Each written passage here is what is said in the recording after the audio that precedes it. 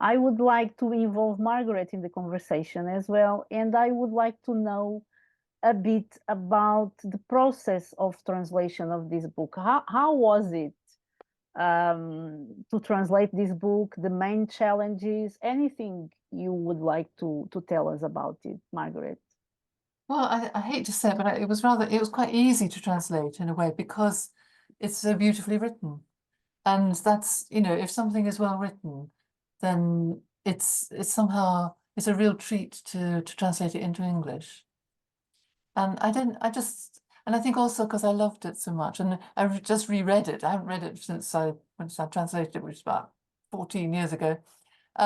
So it was lovely to reread it, and I enjoyed it just as much. And that I was impressed by it again, all over again, I think. But I hate to talk about translation problems because translation is an awful lot to do with pleasure for me Yes. anyway, because because I love Portuguese and I love English, and so it's and because I was in touch with Teolinda, and so I could ask her about anything. I could send her my final draft, and she could comment on it. So that made it also very pleasurable, that cooperation and that sort of collaboration, really. Yes, yes. Does that help? And yeah, and do you think, because this book is set in a colonial Mhm. country, at the time it was a colony, and as we said before, it has this bit of racism and violence embedded in it, isn't it?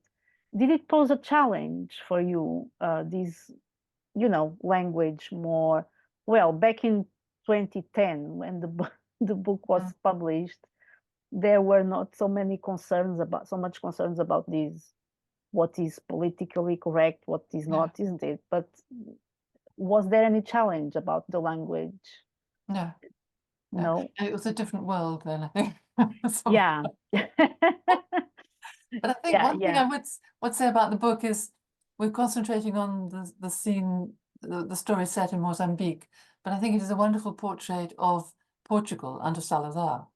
You know how prim Yeah. and priggish it was and narrow. And Amelia, and for me, one of the sad things at the end is that Gita does go back to that horrible narrow world. And I felt quite sad about that, that she would leave this wonderful lush universe of Mozambique and go back to Lisbon and her horrible relatives.